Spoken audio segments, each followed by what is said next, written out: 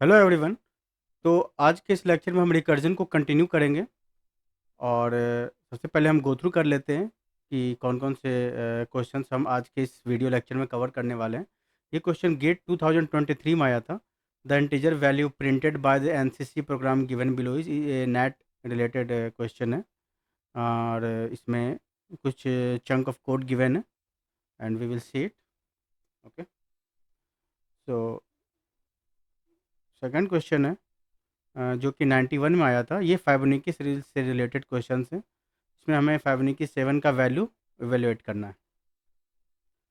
Then this is third question. This third question is also very interesting. तो ये question जो है 99 में आया था। 11th क्वेश्चन है the value of J at the end of the execution of the following C program given है। ये स्टैटिक स्टोरेज क्लास से रिलेटेड क्वेश्चन है, बट यहाँ पे हम रिकर्सिवली किसी भी फंक्शन को कॉल कर रहे हैं। ओके, ये 2000 में आया था। Then consider the following C function. यहाँ पे स्टैटिक कीवर्ड का यूज़ किया गया है और हम फंक्शन को रिकर्सिवली कॉल कर रहे हैं। यहाँ पे वैल्यू हमें f1 का वैल्यू कैलकुलेट करना है, जो कि हम देखेंगे।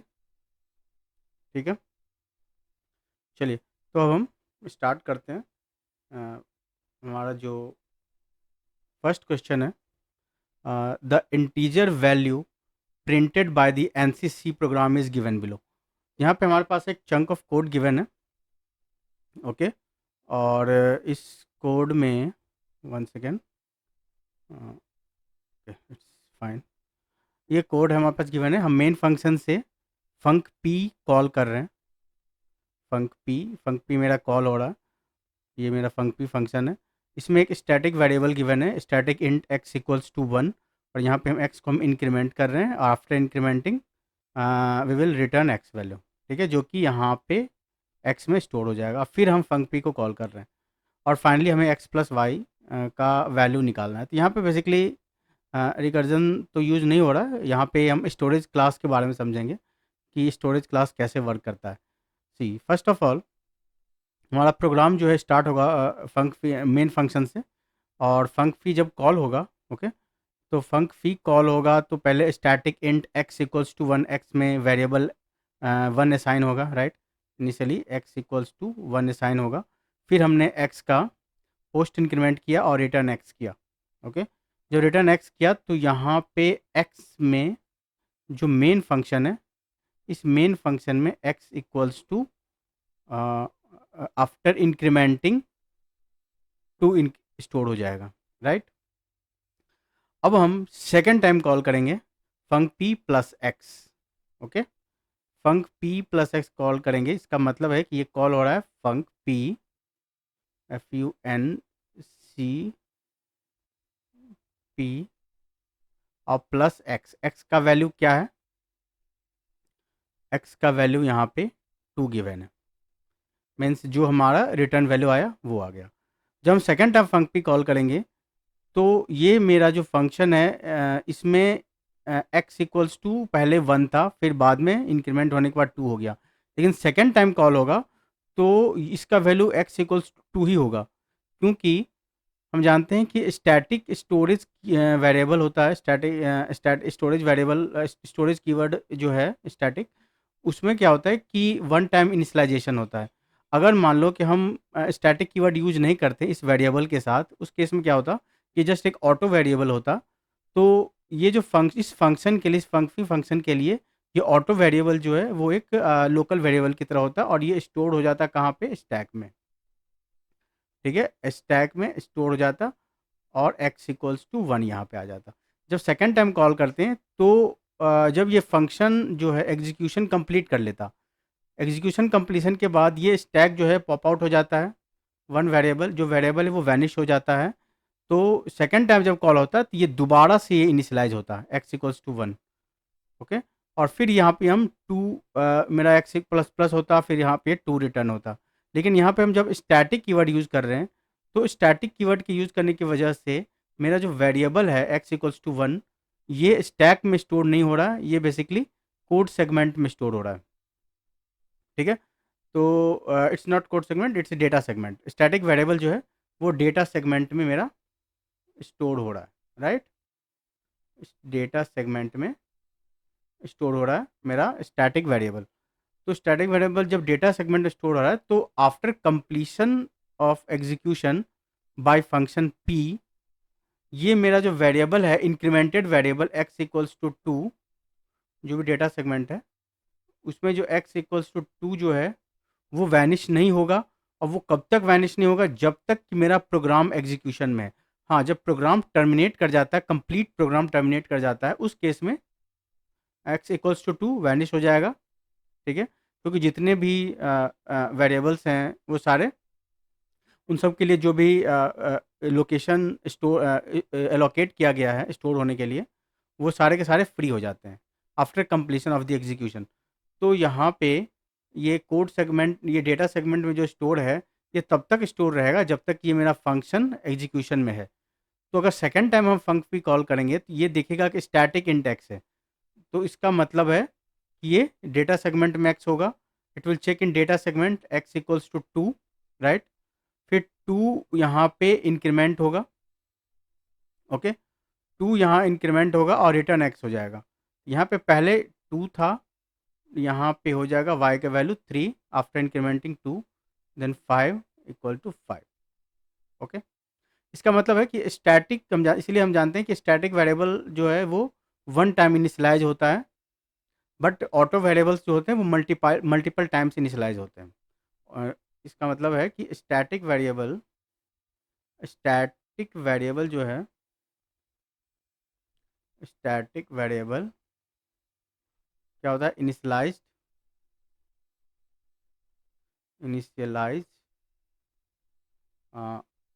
One time. लेकिन ऑटो वेरिएबल क्या होता है? Auto variable initialise multiple time, multiple time. ठीक है, तो यहाँ पे फाइनली मेरे पास y इक्वल्स टू 5 आया और x इक्वल्स टू 2 आया। तो अगर हम प्रिंट करेंगे print of percent d x plus y, it becomes 2 plus 5 equals to 7 is my required answer. ठीक है, I hope you understand this concept. तो चलिए अब नेक्स्ट क्वेश्चन पे आते हैं। हमारा जो नेक्स्ट क्वेश्चन है, ये सेकंड क्वेश्चन है जो कि फाइबोनाची सीरीज पे बेस्ड है। इसमें कह रहा है कि consider the following recursive definition of F I B. यहाँ पे हमारे पास एक स्यूडो कोड गिवन है फाइबोनाची सीरीज के लिए, और उसमें हमें पूछा जा रहा है कि the number of times F I B function is called including the first call, the evaluation of F I B 7 is what. तो जब हम एफ आई बी 7 कॉल करते हैं तो एफ आई बी फंक्शन कितनी बार कॉल होता है, ये हमारे पास क्वेश्चन है। तो सबसे पहले हम इसको नॉर्मल सी प्रोग्रामिंग में कन्वर्ट करके देखते हैं। मेरे पास जो फंक्शन है, एफ आई बी फंक्शन है, int F I B int N, ठीक है। And if N equals to 0, तो क्या है, ये रिटर्न कर देगा 1। Else if N equals to 1, तो ये फिर रिटर्न करेगा 1। एल्स ये रिटर्न करेगा F I B n-1 plus F I B n-2, ठीक है। और ये फंक्शन कहाँ से कॉल हो रहा है? ये हो रहा है आपका मेन फंक्शन से। इंट मेन फंक्शन से कॉल हो रहा है एफ आई बी 7। और क्वेश्चन में पूछा जा रहा है कि अगर एफ आई बी 7 हम कॉल करते हैं तो एफ आई बी मेरा कितनी बार कॉल होगा, क्योंकि फॉर n इक्वल टू 0 और n इक्वल टू 1 के लिए ये 0 और 1 रिटर्न हो रहा है और मेरा प्रोग्राम टर्मिनेट हो रहा है। लेकिन यहाँ पे एल्स पार्ट में ये रिकर्सिवली कॉल कर रहा है F I B n-1 plus F I B n-2, इसकी वजह से ये मल्टीपल टाइम्स कॉल हो रहा है, ओके। तो हमें ये समझना होगा कि इस क्वेश्चन में को हम सॉल्व कैसे करना है। सी, अगर हम n इक्वल्स टू 0 रखते हैं तो ये क्या कितनी बार कॉल होगा? एक बार कॉल होगा, ठीक है। अगर हम एफ आई बी 1 रखते हैं, यहाँ 1 गया और यहाँ पे 1 रिटर्न हो गया। अब सेकेंड टाइम ये कॉल नहीं हुआ। n इक्वल्स टू 0 रखते हैं तो भी ये 1 टाइम कॉल होगा, ठीक है। तो नंबर ऑफ टाइम्स कोई भी फाइबोनाची कॉल होता है, अगर हम उसको t से डिनोट करें तो t से डिनोट करने के लिए हम ये लिख सकते हैं कि मेरे पास अगर t 0 है, अगर हम जीरो पास कर रहे हैं तो ये कितनी बार कॉल हो रहा है? 1 बार कॉल हो रहा है, ठीक है। अगर 1 पास करते हैं n की वैल्यू तो भी ये 1 रिटर्न कर रहा है और 1 बार कॉल हो रहा है, राइट, ठीक है। अब हमें देखना है कि एफ आई बी 7 का वैल्यू निकालना है। तो मान लो एफ आई बी 7 का वैल्यू निकालने के लिए हमें पता होना चाहिए कि अगर हम n इक्वल्स टू 2 सेंड करते हैं तो मेरा एफ आई बी कितनी बार कॉल होता है। 3 अगर हम डालते हैं n इक्वल टू, तो मेरा फाइबोनाची कितनी बार कॉल होता है। तो इसी तरह से हम फाइबोनाची 7 कैलकुलेट कर लेंगे। तो मेरे पास हमें एक रिकर्सिव फंक्शन हमें इसका बनाना पड़ेगा। जैसे मान लो कि n बार अगर हम कॉल करते हैं, that F I B is called T N times. इसका मतलब है टी और एफ एन माइनस वन के लिए क्या होगा, कितनी बार कॉल होगा ये? T of N minus one बार। F I B N minus two call करेंगे तो T of N minus two बार कॉल होगा। और फिर हम एक ऐड करेंगे 1, क्योंकि ये मेन फंक्शन से भी हम कॉल कर रहे हैं। तो मेन फंक्शन से जब हम कॉल कर रहे हैं तो उस केस में T of N minus F I B N minus one और F I B N minus two call नहीं हो रहा है। तो जब हम एन के लिए फर्स्ट टाइम जब हम कॉल करते हैं, ये फर्स्ट टाइम मेरा फाइबोनाची कॉल होता है, राइट। उसके बाद ही हम फाइबोनाची एन माइनस वन और एन माइनस टू पे जाते हैं। तो इसलिए हम 1 एडिशनली ऐड कर दिए हैं इस T of N minus one plus T of N minus two में, बिकॉज यहाँ पे Fibonacci N minus one call हो रहा है। तो उसको वो ये जब कॉल हो रहा है तो कितनी बार फाइबोनाची कॉल होगा function? T of N minus one बार। और F I B N minus two के केस में T of N minus two बार कॉल होगा। और एडिशनल 1 हमने ऐड किया जो कि मेन फंक्शन से ऐड हो रहा है।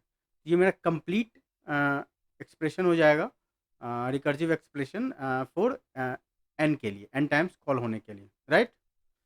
तो चलिए, तो हमें एक्चुअली टी ऑफ 7 का वैल्यू निकालना है। तो टी ऑफ 7 को निकालने के लिए हमें 0 1 2 6 तक वैल्यू चाहिए। तो 0 1 तो वैल्यू है हमारे पास।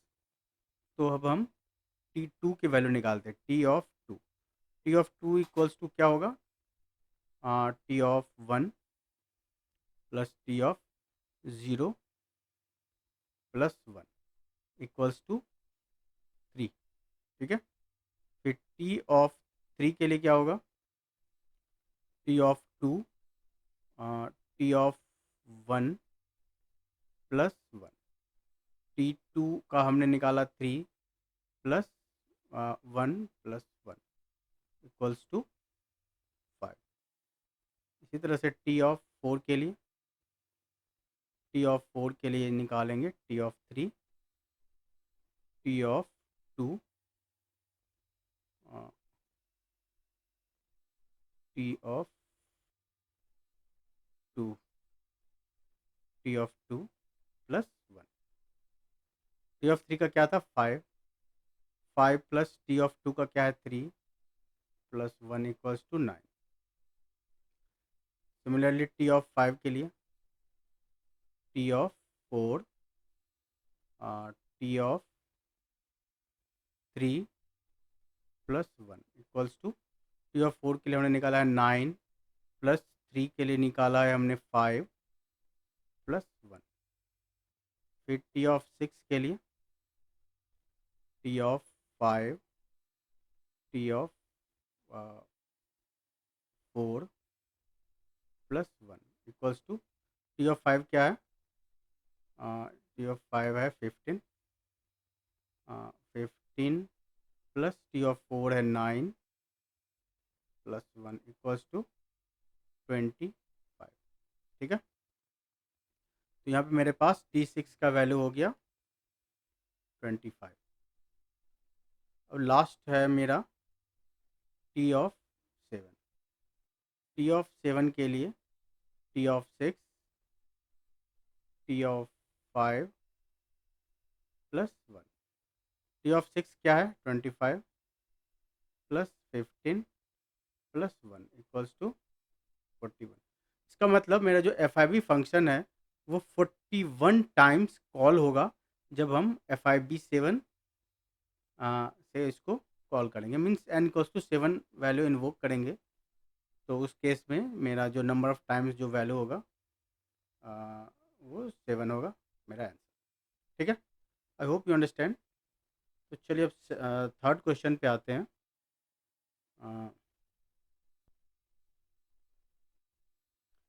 सो this is my third question. इस थर्ड क्वेश्चन में गिवन है consider the following C function, और मेरे पास एक फंक्शन गिवन है ट्रायल फंक्शन, और इस फंक्शन को हम कॉल कहाँ से कर रहे हैं? मेन फंक्शन से, ठीक है। मेन फंक्शन से हम कॉल कर रहे हैं ट्रायल ABC, ठीक है। इस फंक्शन में क्या बोल रहा है कि if A greater than equal to B, okay, A greater than equal to B and C less than B। इसका मतलब है कि सबसे बड़ा A है, उसके बाद B है, उसके बाद C है। अगर ऐसा है तो वो B को रिटर्न कर दें। हमने कॉल किया है ABC, ठीक है। उसके बाद अगर ये फॉल्स होता है तो ये मेरा एल्स इफ चेक होगा, else if A greater than equal to B। See first if condition में हम already A greater than equal to B check कर रहे हैं। अगर ये फॉल्स होगा और एल्स इफ में आएगा और एल्स इफ ट्रू होता है, इसका मतलब है मेरा C लेस देन B में प्रॉब्लम होगा। तो इसका मतलब है कि A इस केस अगर इफ कंडीशन मेरा फॉल्स होता है, उस केस में क्या हो रहा है? A then C then B, okay. मतलब कि अगर B लेस देन C होता है तो ये दोबारा से ट्रायल ACB कॉल करेगा, ठीक है, ACB, और C जाएगा B के पोजीशन में, B जाएगा C के पोजीशन में, और A जाएगा A के आर्गूमेंट में। मीन्स हम पास कर रहे हैं वैल्यू, ठीक है। तो यहाँ पे अब ये जो C हो गया मिडिल वैल्यू, उसके बाद फिर से हम यहाँ चेक करेंगे तो क्या होगा कि ये मेरा इफ़ कंडीशन ट्रू हो जाएगा, मेरा रिटर्न B हो जाएगा। अगर ये भी फेल हो जाता है, ये फेल हो जाने का क्या मतलब हुआ? A greater than equal to B, ये फेल हुआ होगा, फिर ये फेल हुआ होगा, ठीक है। और मान लो ये ट्रू होगा, C less than B, C less than B true होगा और A greater than equal to B false हुआ होगा, तो ये भी फॉल्स होगा, सेकेंड एल्स इफ। उसके बाद थर्ड एल्स में हम जब आएंगे तो क्या करेंगे कि यहाँ पे हम तो श्योर हैं कि C लेस देन B है मेरा, लेकिन मेरा जो B है वो A से बड़ा है, लेकिन B जो है ग्रेटर देन C है। इसका मतलब क्या होता है? अगर हम थर्ड एल्स में आते हैं तो यहाँ पे मेरा A लेस देन B होता है और B ग्रेटर देन C होता है। तो B ग्रेटर देन A है, B ग्रेटर देन C है, ठीक है। तो सबसे बड़ा है B, ठीक है। जो सबसे बड़ा है अब वो फर्स्ट पोजीशन पे आ गया, और हम चेक करेंगे A और C में कि कौन बड़ा है कौन छोटा है, और दोबारा से हम ट्रायल फंक्शन को एग्जीक्यूट करेंगे, ठीक है। तो यहाँ हम ट्राई क्या कर रहे हैं कि हम मिडिल वेरिएबल को निकालें इस नंबर ऑफ वेरिएबल्स में से, ठीक है। क्योंकि हम हर बार ट्राई कर रहे हैं कि हमारा मिडिल वेरिएबल रिटर्न हो। यहाँ भी हम मिडिल वेरिएबल के लिए हम कर रहे हैं।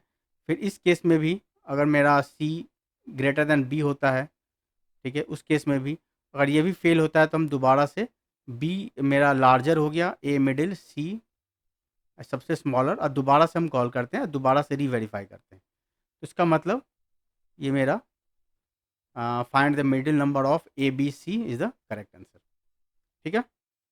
चलिए सेकंड क्वेश्चन पे आते हैं। सेकंड क्वेश्चन है मेरा the value of J at the end of the execution of the following C programme.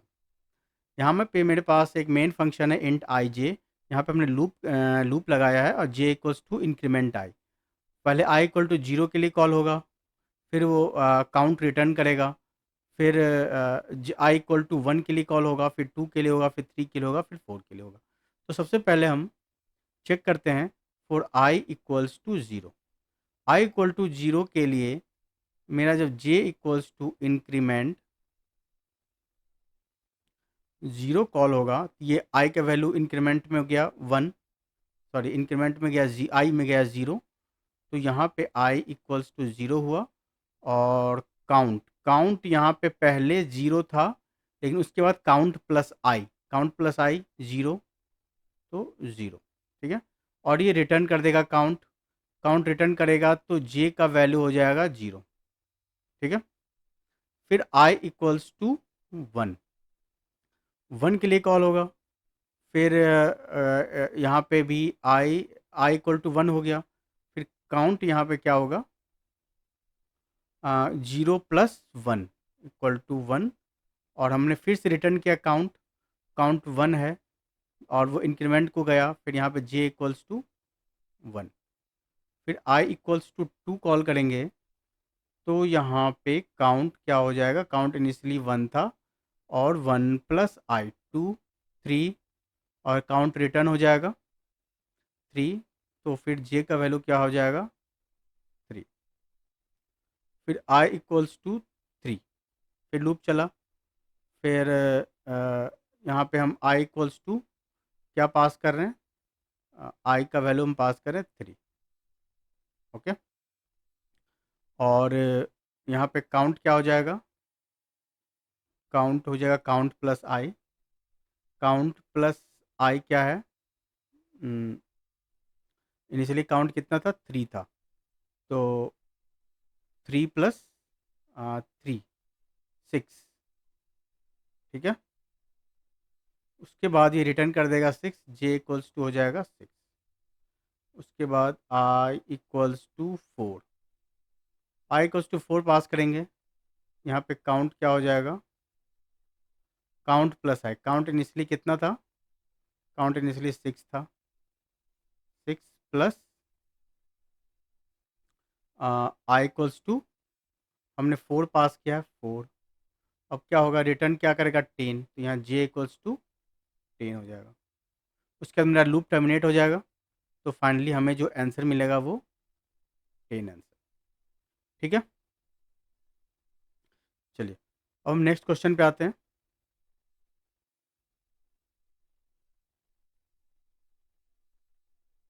मेरा जो नेक्स्ट क्वेश्चन है,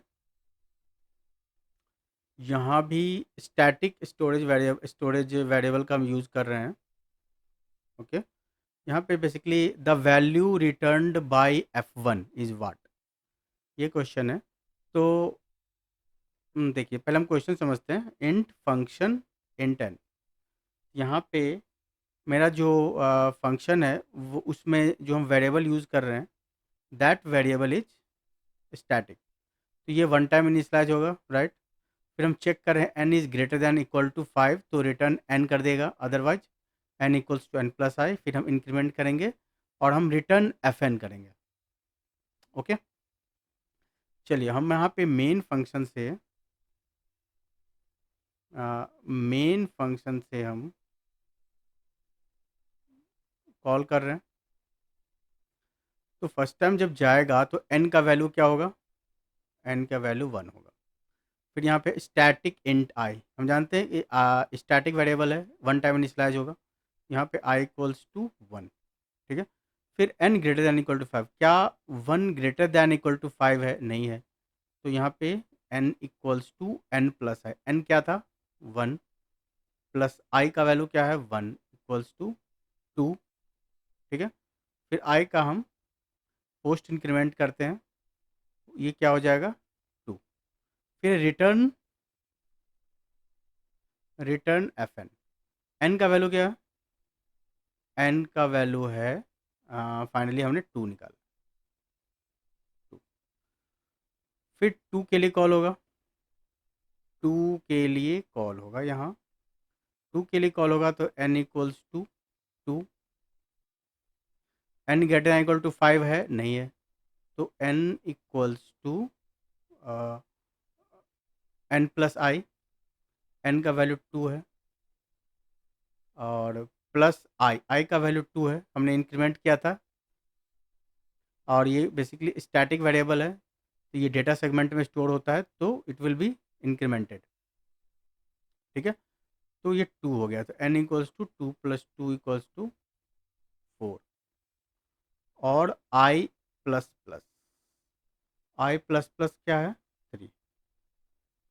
ओके, फिर हम करेंगे रिटर्न fn की वैल्यू क्या है, n की वैल्यू हो गई 4, n की वैल्यू हो गई 4। ठीक है, n की वैल्यू 4 हो गई, फिर हम f4 के लिए कॉल करेंगे, f4 में कॉल होगा तो n इक्वल्स टू क्या हो जाएगा 4, i equals to, I already हम 3 से इंक्रीमेंट कर चुके हैं। ओके, अब 4 क्या ग्रेटर दैन इक्वल टू 5 है, नहीं है, तो n equals to n plus I equals to 7 और i को हमने इंक्रीमेंट कर दिया, 4 हो गया और रिटर्न f ऑफ 7। ठीक है, अब f7 के लिए कॉल होगा, ये f7 के लिए कॉल होगा तो n इक्वल्स टू 7, क्या 7 ग्रेटर दैन इक्वल टू 5 है, हाँ है, तो क्या होगा ये रिटर्न कर देगा 7, ये 7 रिटर्न होके कहाँ जाएगा f7 के लिए, इसका मतलब रिटर्न, इट विल रिटर्न 7, क्योंकि यहाँ पे इसने अपना f7 का जो इंस्टेंस था उसने अपना एग्जीक्यूशन कंप्लीट कर लिया है, तो आगे कोई एग्जीक्यूशन होगा नहीं, तो ये जस्ट जो भी इसको रिटर्न में वैल्यू मिला है वो दोबारा से ये रिटर्न कर देगा बिकॉज ऑफ दिस रिटर्न। ये रिटर्न 7 जो है कहाँ से आया था, ये फंक्शन जो है कहाँ से कॉल हुआ था, यहाँ से, n इक्वल्स टू जब 2 था तो यहाँ पे आ जाएगा return f4 will get this return value, receive this return value और f4 will return 7। ओके, फिर ये जो क्रिएट हुआ था activation record n equals to 2 के लिए, जब f2 कॉल हुआ था तो f2 कैच करेगा इस वैल्यू को, फिर से रिटर्न 7, तो ये भी रिटर्न 7। अब ये रिटर्न 7 करेगा, अब ये f2 कहाँ से कॉल हुआ था, f1 से कॉल हुआ था, f1 ने जो जब कॉल किया था तो इसका मतलब यहाँ पे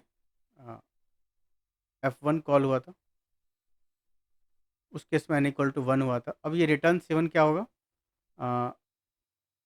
f1 के पास चला जाएगा। ठीक है, उसके बाद ये जो f1 है जो मेन फंक्शन में है, ठीक है, मेन फंक्शन से कॉल हुआ था, तो f1 will receive this value and it will return again 7।